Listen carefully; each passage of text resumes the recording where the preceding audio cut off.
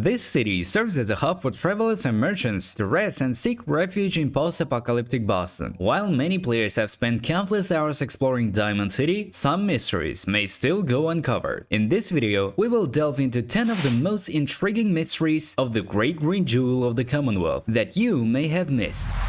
Piper Wright, the owner of Public Occurrences, is a well-known journalist residing in Diamond City. History buffs might recognize the name of the newspaper as it was the first multi-page newspaper in America and was also located in Boston, having been founded in 1690. Unfortunately, the newspaper only published one issue before it was forced to shut down. The British, much like Mayor McDonough in Fallout 4, ordered the closure of the publication. Nonetheless, it's a nice touch that the game makers have included this reference to the rich history of Boston in the game. If you don't live here, you ain't nobody. Got it? Travis Miles is the host of Diamond City Radio, and players may recognize him for his pessimistic attitude and awkwardness on air. However, what some players might not know is that Travis can be killed, leading to a new host being chosen. Shane Kowalski, the child who runs the water purifier, is selected to take over as the new host. When Shane takes over the host, he'll announce Travis' death and that he's now in charge. Just because Travis is dead don't mean we shouldn't all enjoy some music. And if you'd like to enjoy some fresh, clean water, you know where to find me. However, players may hear him fumbling around and struggling to figure out which buttons to press to keep the radio station operational. Unfortunately, the downside to Shane's takeover is that players will not receive any further announcements about events in the Commonwealth. Overall, the change in Diamond City Radio's host can be an interesting and unexpected development for players, potentially affecting their experience and gameplay. In Fallout 4, there's a reference to the famous Curse of the Bambino, which is a supposed superstition that kept the Boston Red Sox from winning a World Series from 1918 to 2004 in the real world. In the game, it appears that the curse was never broken, as a terminal entry in the Boston Bugle mentions that the team hadn't won a championship in 159 years. The entry goes on to say that in 2077, the Red Sox were finally poised to win a game, but unfortunately, the bombs fell on the same day, October 23, 2077. This event means that the team will likely never win again according to the game's lore.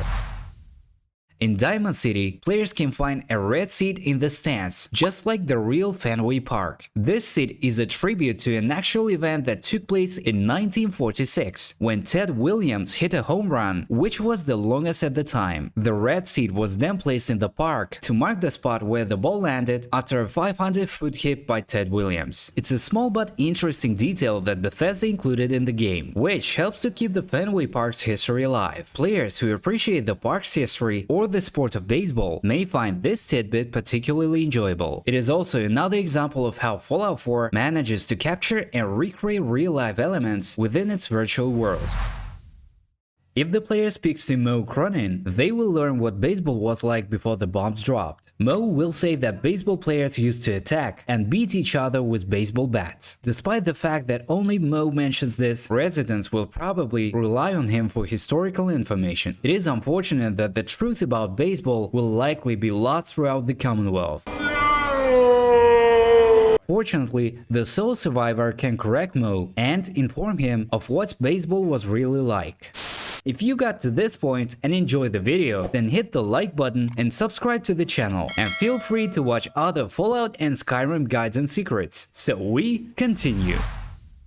Deacon is a potential companion in Fallout 4, who works as an agent for the Railroad faction. He has a unique trait of disguising himself to blend in with the surroundings, which can make it challenging to spot him. Upon reaching Diamond City, players might find Deacon in his Diamond City security armor, behind the cash registers at the entrance. This helps explain how Deacon always seems to know about the player's progress, even up to the point of discovering the Railroad HQ. While Deacon's stalker-like behavior might seem unsettling at first, it is an interesting aspect of his character and adds a layer of mystery to the game. The player's final decision will determine which faction takes control of Diamond City. As a result, soldiers representing that faction will patrol the market, and their flags will fly throughout the city. However, it's intriguing to observe that the people of Diamond City don't seem to mind the Institute's presence in the city. Perhaps they don't have a choice, or they understand that the Institute is there to protect them. One of the fascinating aspects of the game is how the player's choices throughout the story can impact the Commonwealth and its inhabitants, especially those in Diamond City. It's interesting to see how the player's actions can change the course of the game and potentially affect the fate of the city and its residents.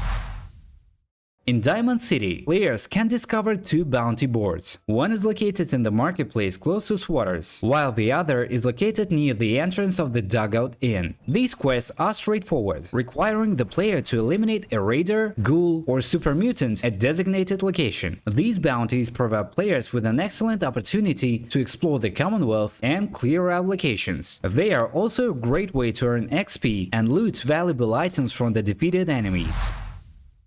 If players arrive in Diamond City on either October 31 or December 25, they will find the city decorated to celebrate the corresponding holiday. During Halloween, the city will have spooky decorations, while during Christmas, the city will be decked out in holiday cheer. It's a pleasant surprise for players and a reminder that the traditions of the past have not been completely forgotten. The decorations also suggest that people in the Fallout world are trying to hold on to some sense of normalcy and continue with the pre-war traditions. It is possible that as the world slowly rebuilds, other customs from the past will also be adopted once again. In Diamond City, players have the option to run the bases just like in baseball. Instead of hitting the ball, they can run around the bases, which are located with the Roman numerals, making it easy to keep track of the order. If players are not sure which way to run or which base to stop with, Diamond City guards can provide helpful hints. Running the bases is a fun little activity that pays off when the player returns to home base, as they will earn a trophy. These were 10 mysteries of Diamond City you may have missed. Smash the like button and subscribe to the channel. If you enjoyed the video, then you should definitely watch this one about 4 secrets that Fallout 4 hides from you. It was Appanage. See you next time.